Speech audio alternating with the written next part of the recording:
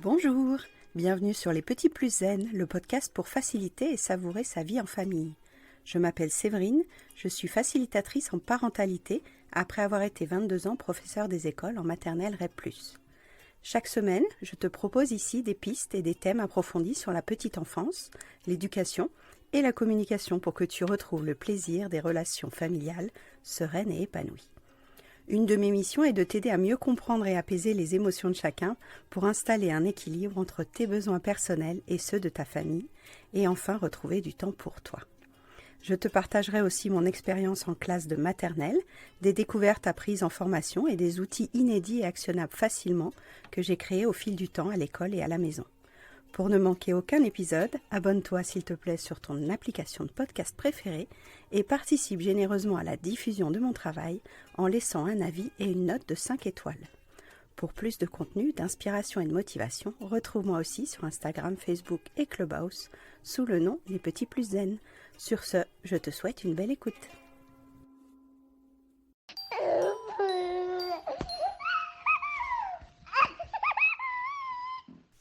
Bonjour Manon, j'ai le plaisir aujourd'hui de t'accueillir pour que tu nous parles de votre projet extraordinaire autour des outils, des jeux, des offres, des programmes. Tu vas nous le détailler. Donc je vais te proposer de te présenter juste avant. Je vais dire que moi je vous ai découverte parce que à Noël, pour Siana, qui a 6 ans, donc sa grand-mère lui a offert le loto du consentement. Et c'est comme ça que j'ai découvert votre travail et je suis ravie. Alors qui es-tu Manon et qu'est-ce que c'est votre entreprise exactement? Dis-nous tout. Alors, bonjour Séverine, merci beaucoup déjà de m'accueillir dans ton podcast. Alors moi c'est Manon, j'ai 34 ans et je suis maman de 3 petits garçons. Et ma petite fratrie, en fait c'est une société que j'ai créée avec ma belle-sœur, Sophie. Et c'est une société autour de la famille et de la parentalité. On a 2 grands axes chez ma petite fratrie. D'un côté, on a un concept de box avec un concept principal et inédit qui est l'accompagnement des futurs grands frères et des futures grandes sœurs pendant la grossesse de leur maman. Et on a un autre côté qu'on a développé récemment qui est la création de jeux éducatifs et préventifs, notamment avec notre premier jeu, comme tu viens d'en parler, qui est le jeu Mon Loto du consentement. Génial. Donc vous avez eu cette idée, comment elle est venue exactement? Est-ce que tu peux nous faire un peu le storytelling, la légende de ma petite fratrie? Comment c'est né? Alors tout simplement, c'est né parce qu'on est maman et qu'on a plusieurs enfants chacune. Et en fait, on s'est rendu compte chacune lors de nos deuxièmes grossesses qu'on cherchait en fait des ressources pour accompagner et préparer notre enfant aîné. L'idée, c'était comment lui faire comprendre qu'il va devenir grand frère ou grande sœur, qu'est-ce que je peux utiliser pour lui expliquer qu'est-ce qui va changer dans sa vie, quand est-ce que le bébé sera là, lui donner des repères. Et malheureusement, en fait, on n'a rien trouvé qui nous convenait. La seule chose qu'on a trouvée, c'était des livres, et pour nous, c'était pas suffisant. On aurait voulu pouvoir proposer plus. Et en fait, quand on s'est rendu compte qu'on avait les mêmes problématiques, on s'est dit que certainement, beaucoup de mamans rencontraient ces difficultés-là aussi. Et on s'est dit, OK, nous, on va penser un accompagnement pour les futurs grands frères et les futures grandes sœurs. Et donc, après des mois de travail, parce que ça a été beaucoup de recherches, beaucoup de validation, parce que tous nos produits sont validés par des psychologues, puisqu'on s'adresse à des enfants, on veut être sûr de dire les bonnes choses. Donc après des mois de préparation, de validation, on a sorti cette fameuse box mensuelle Futur Grand Frère, Future Grande Sœur, qui a été le premier produit en fait qui a lancé ma petite fratrie et qui a été un vrai succès. Super, merci pour l'historique. Du coup, vous aviez des métiers complètement différents ou il y a quand même des compétences que vous avez pu transférer dans votre nouvelle entreprise? On avait des métiers effectivement très très loin de ce monde-là. Oui, on avait des métiers très éloignés de ce monde-là, mais effectivement, il y a des compétences qu'on a pu réutiliser. Sophie, pour sa part, elle était commerciale dans le vin, donc effectivement, c'est très éloigné. Mais dans le milieu du commerce, elle a toutes ses compétences sur la gestion des finances, le commerce, le démarchage, tout ça qu'on peut réutiliser au sein de notre société. Et pour ma part, j'étais chef de projet clinique dans l'industrie pharmaceutique, donc tout ce qui est mise en place des essais cliniques. Donc pareil, vraiment un domaine totalement à l'opposé. Mais par contre, tout ce qui est gestion de projet, suivi, planification, tout ça, c'est des compétences que j'ai et qu'on réutilise aussi dans notre société. Donc finalement, on s'est trouvé assez complémentaires avec Sophie dans nos compétences qui nous servent bien au quotidien. Merci pour ce partage. Tu viens d'en parler, on va commencer par parler de votre box, donc devenir grande frère et devenir grande sœur. On va donc se préparer à accueillir bébé en douceur. Qu'est-ce que vous avez observé sur les émotions et les réactions les plus courantes parmi les enfants qui vont devenir grands frères ou grandes sœurs? Alors c'est très différent déjà entre l'âge de l'enfant, entre est-ce qu'il a des enfants autour de lui qui sont déjà grands frères, grandes sœurs, parce que quand on annonce à un enfant qu'il va être grand frère ou grande sœur, c'est très flou pour lui. Déjà nous en tant que maman, on porte le bébé, mais c'est vrai que tant qu'il n'est pas là, c'est pas concret, on voit pas ce que ça représente. Alors pour un enfant, se dire qu'il y a un bébé dans le ventre de maman, que je le vois pas, qui va arriver à la maison, et puis des fois des choses toutes bêtes, mais rien que de dire à l'enfant, le bébé il va rester là, hein. C'est ton petit frère ou ta petite sœur. Nous, on se dit juste, tu vas avoir un petit frère ou une petite sœur. Il y a plein de choses qui nous paraissent évidentes quand on englobe cette phrase. Pour nous, tout ce qui va autour est évident. Pour un enfant, rien n'est évident. Il n'a jamais été grand frère, il n'a jamais été grande sœur. Donc, l'idée, c'est de pouvoir l'accompagner pendant la grossesse en abordant plein de thèmes, comme les émotions aussi, pour pouvoir le préparer et qu'il comprenne ce qui va se passer derrière. Pour justement éviter parfois certains enfants qui ont des petites réactions de rejet à la naissance du bébé parce qu'ils ne s'attendaient pas à ça. Ils ne s'attendaient pas à ce qu'un bébé, ça pleure, ça demande énormément d'attention et que forcément, il y a moins d'attention pour lui au début. Donc, si on prépare l'enfant pendant toute la grossesse en lui expliquant tous les changements, ça permet que finalement, cette transition au moment où le bébé arrive à la maison, elle soit un peu plus en douceur avec un enfant qui est quand même un petit peu préparé à ce qui va se passer, même si il peut toujours y avoir, malgré le fait qu'on ait bien préparé l'enfant, des réactions un peu difficiles parce que forcément, c'est une étape énorme en fait dans la vie d'un enfant, de passer d'enfant unique à j'ai un petit frère ou une petite sœur à la maison en plus avec moi. En quoi est-ce que vos box vont aider à apaiser donc ce changement de statut? Et je te rejoins, il faut expliciter, donner des informations, préparer, faire visualiser et imaginer la nouvelle vie. Comment vous avez construit vos boîtes? Nos box, en fait, elles sont articulées toutes de la même façon. Il y a 6 box, en fait. L'abonnement commence à partir du 5e mois de la grossesse. Et du 5e mois de la grossesse, c'est un choix aussi, c'est important parce que généralement, c'est à partir de là où vraiment le ventre commence à se voir. Et c'est à partir de là où l'enfant va commencer à poser des questions. Souvent, quand on annonce à notre enfant au bout de 3-4 mois qu'on est enceinte, il n'y a pas trop de réaction, en fait. L'enfant réalise pas trop et des fois, on est un peu déçu. On se dit, mince, je pensais qu'il allait être plus curieux, je pensais qu'il allait être plus content, poser plus de questions. Mais en fait, c'est un concept tellement flou pour un enfant que souvent, voilà, c'est à partir du 5e mois ou quand le ventre commence à être vraiment présent que là, les questions vont arriver. Donc, c'est là que débute notre accompagnement.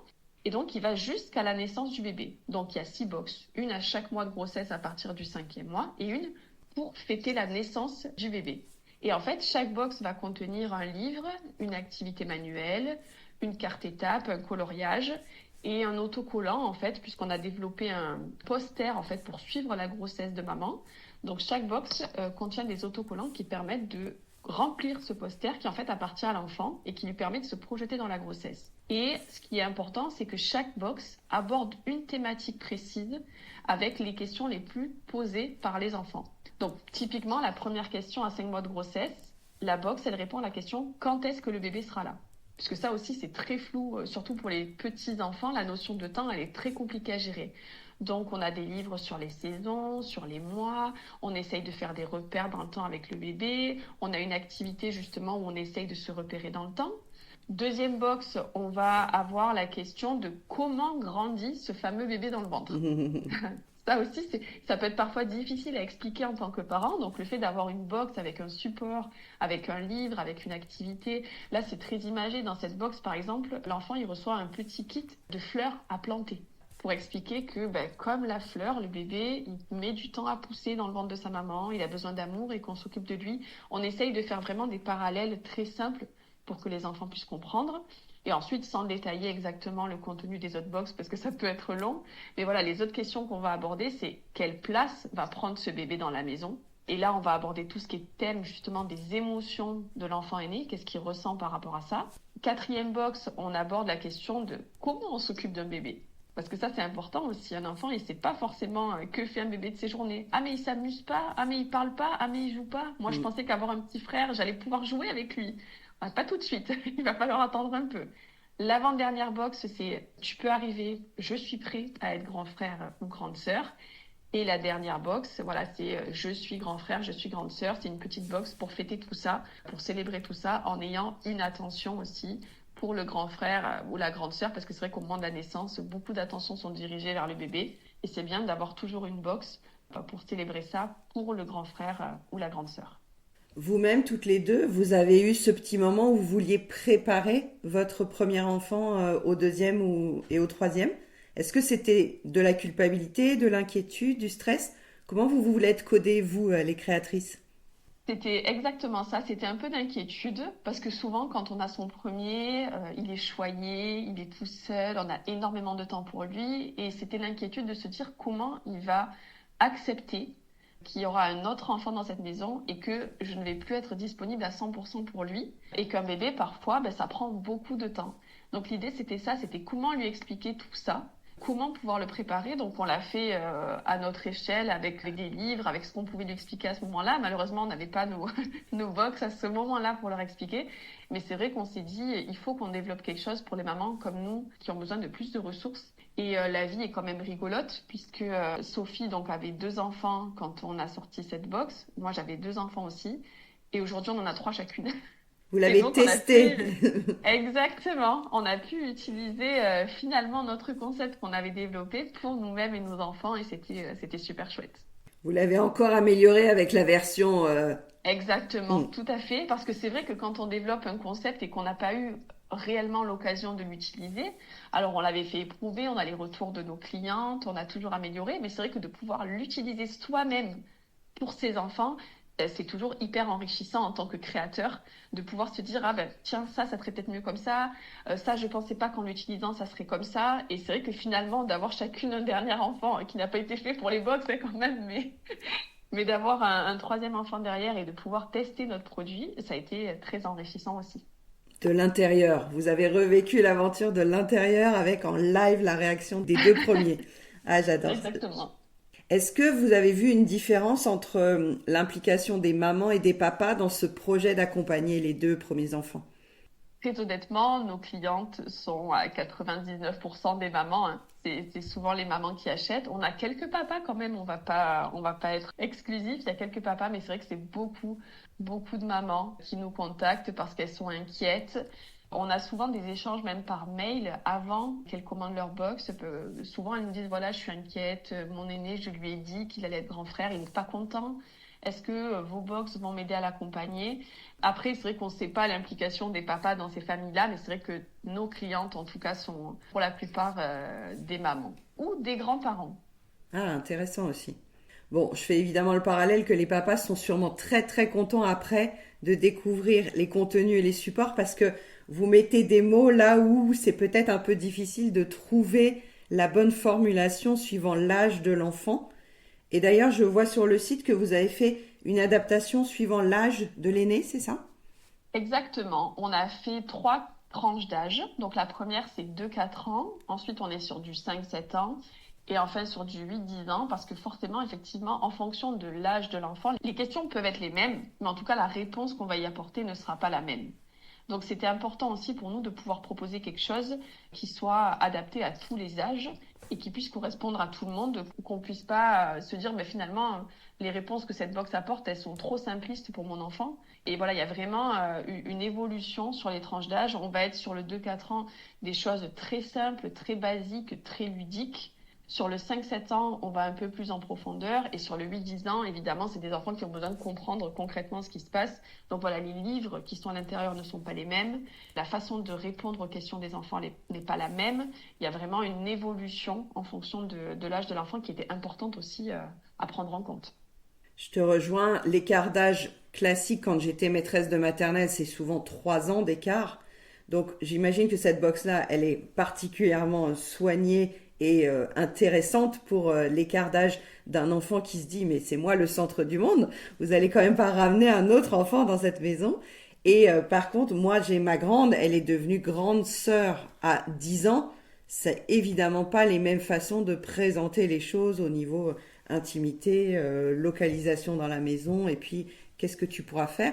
Vous parlez aussi de responsabilité vis-à-vis de cet enfant sans le nommer responsable? Oui, dans nos box, c'est vrai que la box de 4 ans, c'est celle qui parle le plus, puisque, comme tu l'as dit, c'est vrai qu'en général, on a un deuxième enfant quand le premier a 3-4 ans. Donc, c'est vrai que la majorité de nos clients sont sur la box de 4.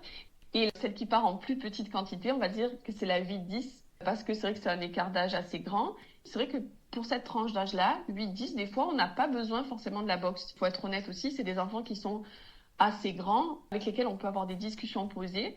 Donc, c'est pas toujours nécessaire pour des enfants plus grands d'avoir un accompagnement. Ça dépend vraiment de l'envie des parents et de la façon dont ils ressentent les émotions de l'enfant par rapport à ça. Et c'est vrai que dans cette box 8-10 ans, on met l'accent aussi sur le fait que tu es quand même un grand frère ou une grande sœur et ça va être bien que tu puisses participer un peu plus à la maison, aider un peu plus tes parents quand le bébé sera là, donner un coup de main à tes parents. Ce qu'on a remarqué et ce qui est très intéressant, c'est que souvent cette box 8-10 ans, elle est choisie dans le cadre des familles recomposées. Voilà, des familles recomposées où il y a un enfant qui arrive dans une famille recomposée et qui va avoir un demi-frère ou une demi-sœur. Souvent, là, on a des couples qui nous contactent pour ça, en fait. Pour se dire, ben voilà, déjà, il y a eu cette étape d'accepter une nouvelle famille.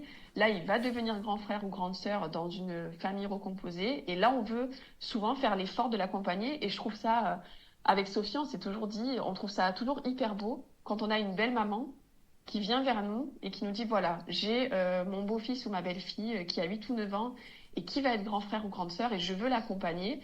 Et on trouve ça juste super touchant, en fait, de voir que dans les familles recomposées, cet enfant, il est totalement inclus, ce premier, même si c'est pas son enfant, et on veut tout faire pour qu'il se sente bien face à l'arrivée de ce bébé.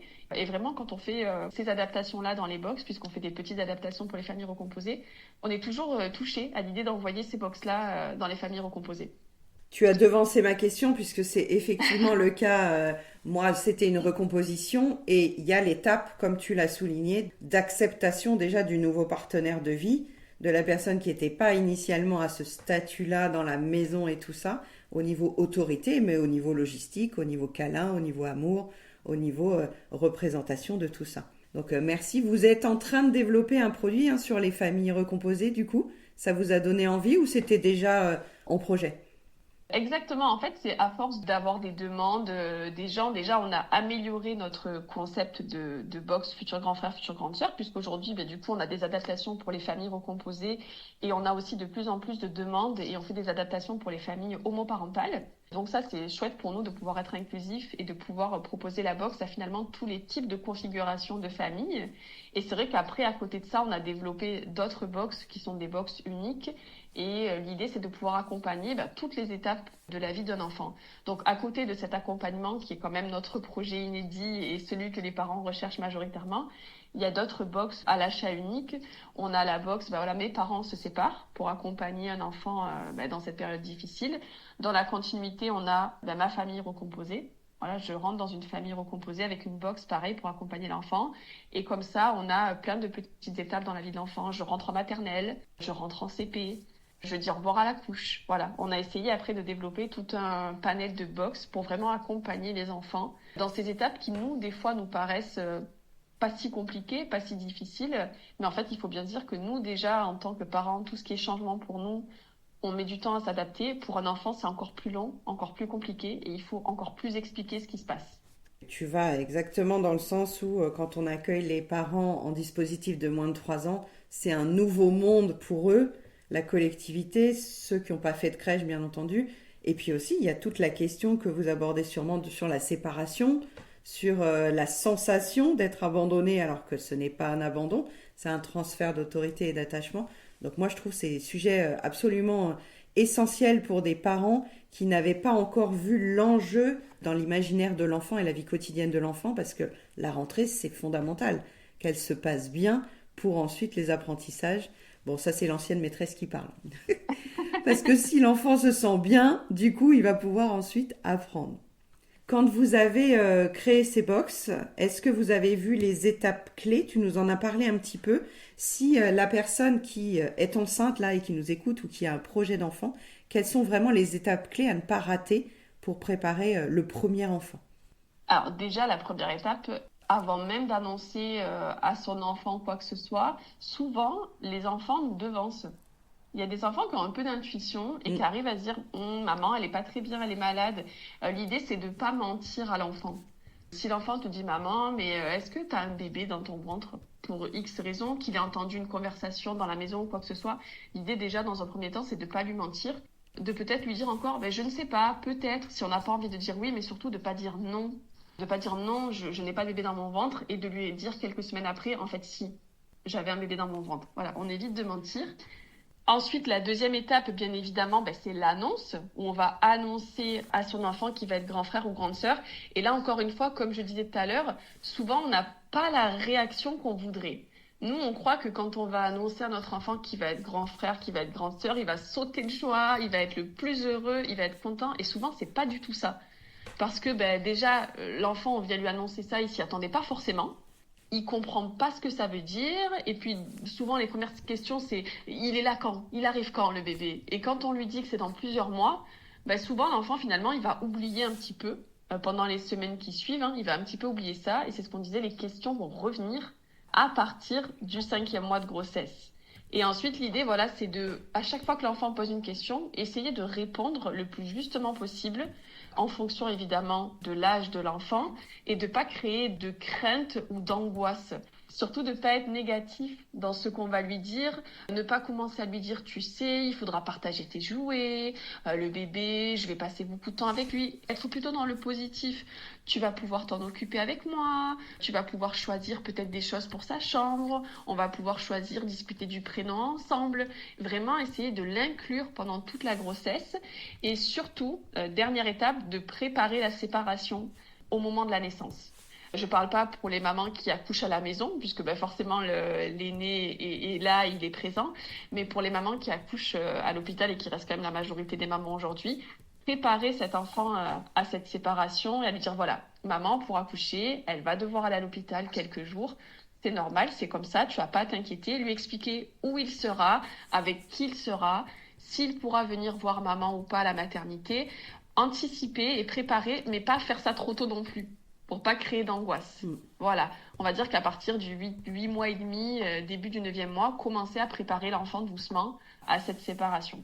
Et je pense que c'est un peu le tour global des grandes étapes qu'il faut marquer avec son enfant pendant sa grossesse.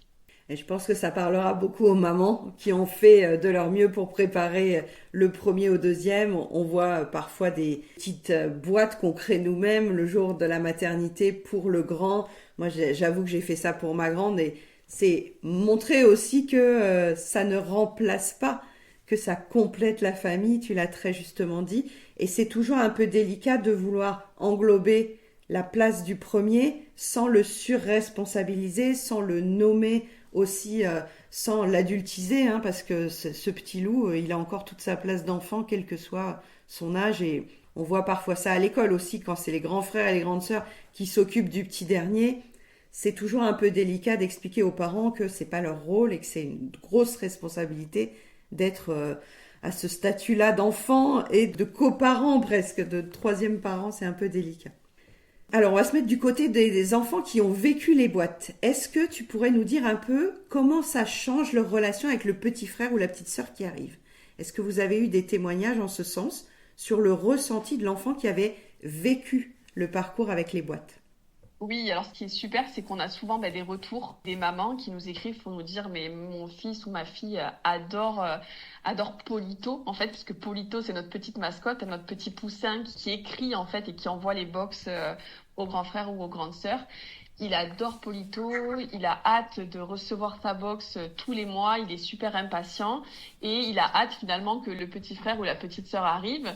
Donc oui, on va dire que des retours positifs sur ça et sur le fait que effectivement, en tout cas, on ne sait pas comment ça se serait passé sans les box, mais en tout cas que les box ont aidé l'enfant à comprendre la situation, à s'apaiser pour ceux qui avaient des angoisses, finalement d'aller mettre des mots sur les angoisses des enfants, ça les calme et que finalement, l'arrivée du bébé s'est très bien passée. Donc on est super contente de ce retour puisque c'est exactement dans cette optique-là que nous, on a créé tout ce concept. Est-ce que tu as l'impression que les parents qui achètent ce parcours des box ont moins de charge mentale grâce à votre produit? Je pense honnêtement oui, parce que c'est vrai que des fois les enfants ils viennent poser une question comme ça à un moment où on s'y attend pas, ou parfois une question à laquelle on s'attendait pas aussi en fonction de l'âge de l'enfant. Et c'est vrai que d'avoir un support, de se dire je vais pouvoir répondre à sa question, je vais pouvoir répondre à sa question avec des mots justes, des mots adaptés à son âge, puisque comme je disais, toutes nos box ont été validées par une psychologue et dans chaque box, il y a un conseil aussi de la part de la psychologue sur l'étape à laquelle en est l'enfant, de lui dire comment répondre à ces questions. Donc je pense, oui, que ça simplifie grandement puisqu'on n'a plus à se dire, oh là là, comment je vais répondre à cette question? Et souvent, quand on se demande comment on va répondre à la question, on y répond mal.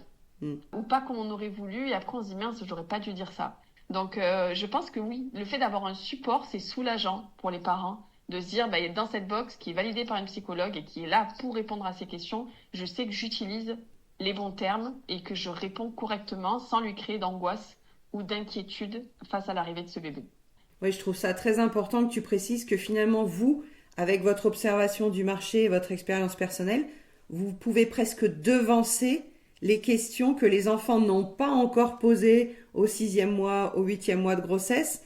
Et d'avoir la box, ça peut rassurer aussi les parents qui se disent « Bon, si jamais il y a une question auquel je n'ai pas encore la réponse, elle sera probablement dans une des boîtes d'accompagnement. » C'est ça ? Exactement. Et comme nous, en plus, on indique sur notre site quels sont les thèmes abordés dans chaque box, ça peut être une façon de dire aux parents, écoute, cette question, moi là, tout de suite, j'ai pas la réponse, mais je sais que Polito, le mois prochain, il va en parler. Il va t'en parler, il va t'expliquer ça. Donc écoute, on en rediscutera le mois prochain. Et ça évite de répondre à côté ou de pas savoir quoi dire sur le moment. Et juste en lui disant, écoute, dans ta prochaine box, je suis sûre qu'on va en parler. Super.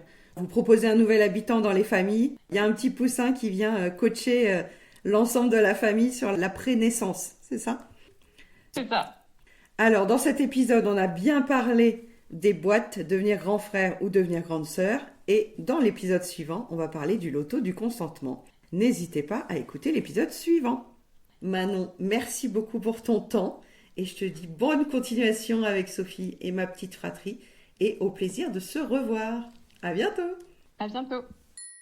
Vous pouvez vous abonner au podcast et envoyer un petit message aussi sur Apple Podcast pour voir en quoi ces épisodes vous aident, en quoi ce podcast vous aide.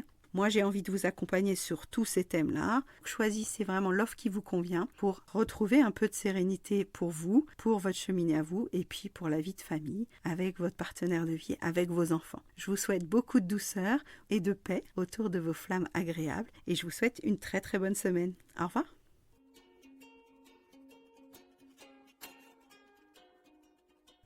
Merci d'avoir écouté cet épisode. Tu peux retrouver les thèmes et les épisodes précédents aussi sur lppzen.com/lepodcast. Pour soutenir mon travail, je t'invite à noter, commenter et partager le podcast, notamment sur ton application préférée, comme Apple Podcast par exemple. Ton soutien est important pour moi pour permettre à d'autres parents de retrouver la sérénité en famille. On se retrouve pour un prochain épisode très bientôt et en attendant, prends bien soin de ta cheminée des émotions et de ton arc-en-ciel des besoins. À très vite.